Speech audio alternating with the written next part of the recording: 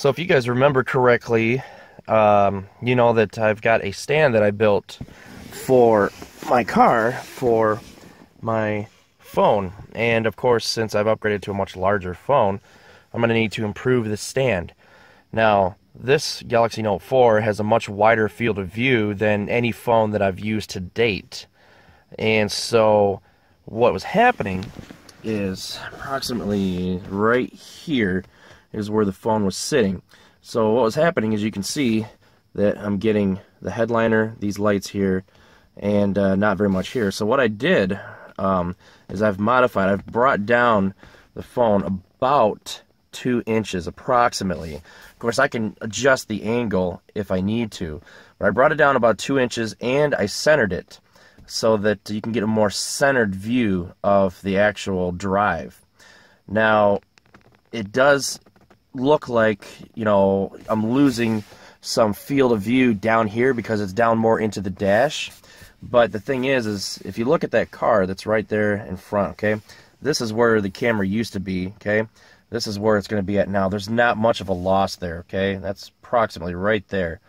So there's not much of a loss. And the point is that there's no point in me filming up here. That's kind of stupid. So I brought it back. Now, down the road, I plan on adding a wide-angle lens, which is going to improve the field of view even more.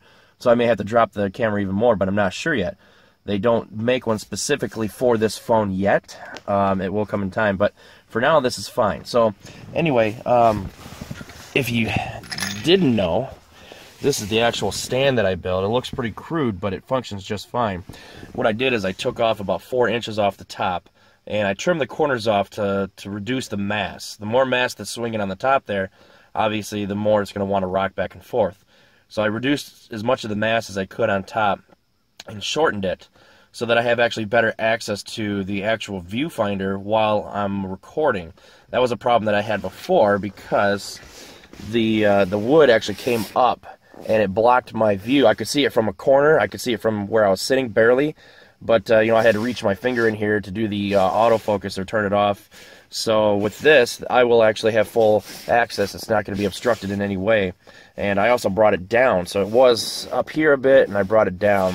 So that's my mount. Now, I'll show you where it's going to sit.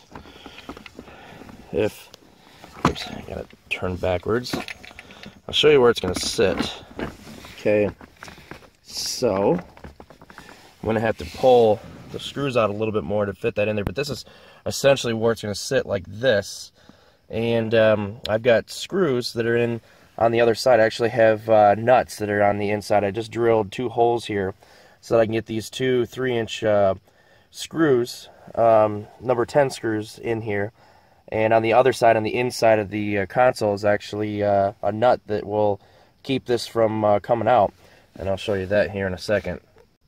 Okay, so you can see on the inside here that I have the 2 number 10 screws that are now protruding out into the actual console.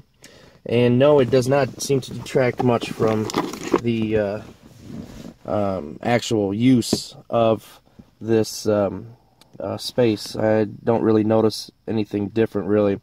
So basically what I've got here is, so I've got 2 washers and 2 nuts that will actually secure that in place. And really does a good job of holding it together. Yeah, so it started raining here. Pretty good. I was in the middle of doing this. Anyway, so you can see how I've got this set up now. This is a 1 by 2 board here piece that I've trimmed down. And I've got it at an angle here because I don't want it to crush or damage the actual seat. So I've got it at a slight angle here. But this is essentially going to keep the entire stand stable. And you can see here that I've trimmed it. I've lowered the height, so I took the top off. And now when I have the phone right here, I actually have unobstructed view of the viewfinder, so I can see, you know, how I need to focus and things like that. So essentially, this is how it would go. Now, of course, I need to change the angle a little bit. Now that it's been brought forward a little bit, it's actually changed the angle slightly, so I'll fix that. But other than that, it's pretty good to go. And I can easily move that out of the way. So if the kids need the cup holders or my passengers need the cup holders, I can easily take that out. I mean, that's not a big deal. The OIS on the Note 4 does a pretty good job of keeping things stable, but I just want to keep it even more stable. And I think this will work out pretty good. The next thing that I need to get is a wide-angle lens, and I should be all set. None are out yet for the Note 4, so we'll see, hopefully soon. But yeah, so this is exactly how it's going to go. And I actually thought about taking out that rear view mirror. I don't know if I'm going to, but I'm actually thinking about it. So we'll see. It's actually against the law to do that here in Michigan, but yeah, we'll see. We'll see what happens. So, all right, so this thing is all set. I've got the new camera mount up. I know it looks weird. I know you guys are going to learn what, you know, whatever. I mean, it just, you know, obviously you guys know the problems that I had mounting it here, and it's stupid to have it mounted on the windshield because then all you can see is what's out of the car. So this is actually a good compromise, so you can actually see the car pretty well, the inside of the car while I'm driving, and I think it actually has a pretty good view. So, all right, so I'm all set there. Cool.